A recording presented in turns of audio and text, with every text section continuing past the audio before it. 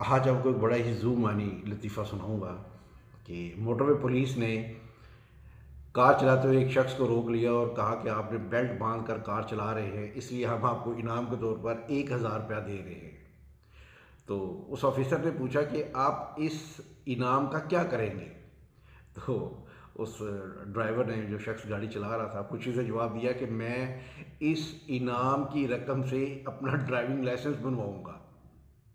पहली बात। साथ वाली सीट पे बैठी उसकी माँ बोली। अब माँ आप समझिए कौन है। इसकी बात पर माँ कहती है कि इसकी बात पर यकीन ना करना, ये शराब पीकर फजूल बोलने लगता है।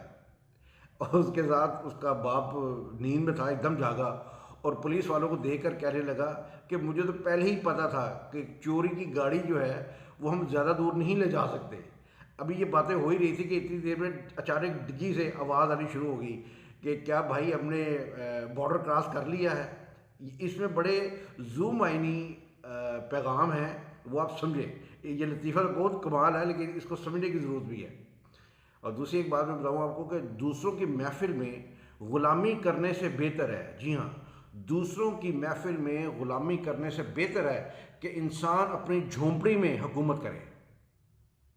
सरमायादाराना निज़ाम में जब आप छोटे चोर होते हैं तो पुलिस आपका पीछा करती है, और जब आप बड़े करप्ट चोर होते हैं तो पुलिस और कानूनी अदारे जो हैं, कानून के जो अदारे हैं, वो आपकी हिफाजत करते हैं। क्योंकि गुस्सा और कानून दोनों बड़े समझदार हैं, कमज़ोर को दबाते हैं और ताकतवर से दब जाते हैं।